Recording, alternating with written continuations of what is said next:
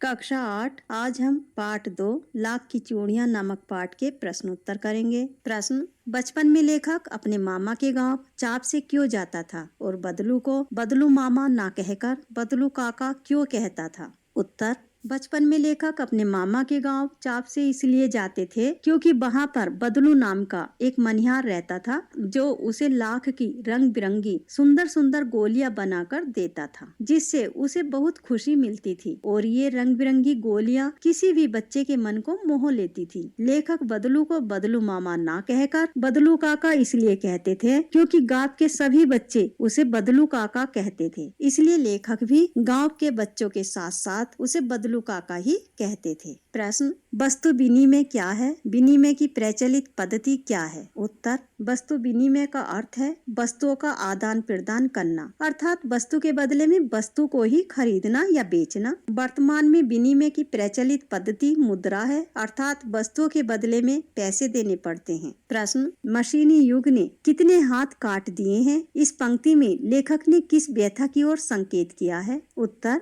मशीनी युग ने कितने हाथ काट दिए हैं। इस पंक्ति के माध्यम से लेखक ने मशीनों का अंधाधुंध प्रयोग करने से उत्पन्न होने वाली बेकारी और बेरोजगारी की ओर संकेत किया है, क्योंकि सैकड़ों आदमियों का काम करने के लिए कुछ ही मशीनें काफी हैं। छोटे छोटे जो उद्योग धंधे थे उनकी जगह अब मशीनें लेती जा रही हैं। मशीनों के कारण कारीगरों के पैतृक कामों का धीरे धीरे अंत होता जा रहा है। कुशल कारीगर भी मशीनी युग के कारण बेकार हो रहे हैं और यही लेखक की व्यथा का कारण है। प्रश्न, बदलू के मन में ऐसी कौन सी व्यथा थी जो लेखक से छिपी न रह सकी? उत्तर, बदलू के लिए लाख की चूड़ियां बनाना उसका पैतृक पेशा था, लेकिन अब मशीन से बनी कांच की चूड़ियों का प्रचलन बढ़ गया था। अब बदलू की बनाई गई लाख की चूड़ियों को कोई भी नहीं खरीदता था। धीरे धीरे उसका काम पूरी तरह से बंद हो गया था, जिसके कारण बदलू उदास रहने लगा था। यही व्यथा थी जिसे बदलू लेखक से छिपा न सका। प्रश्न,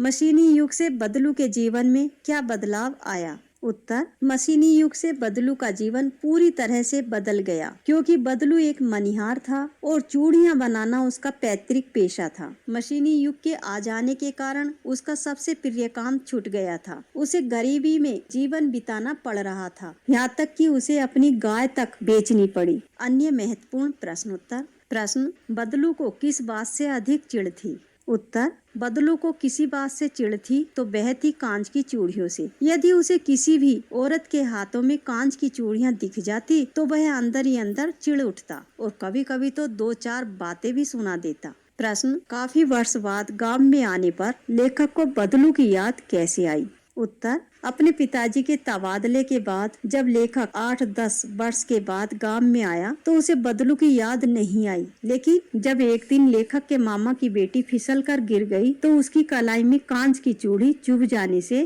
खून आ गया तो उसे बदलू और उसकी लाख की चूड़ियों की याद आई। प्रश्न, शादी विवाह के अवसर पर बदलू क्या जिद पकड़ लेता था? शादी विवाह के अवसरों पर वह जिद पकड़ जाता था। विवाह के समय सारी कसर निकाल लेता था। विवाह में इसी जोड़े का मूल्य इतना बढ़ा देता था कि उसके लिए और उसकी घरवाली को सारे वस्त्र मिलते, ढेरों अनाज मिलता, उसको अपने लिए पगड़ी मिलती और रुपए मिलते सो अलग। आखिर सुभाग का जोड़ा है।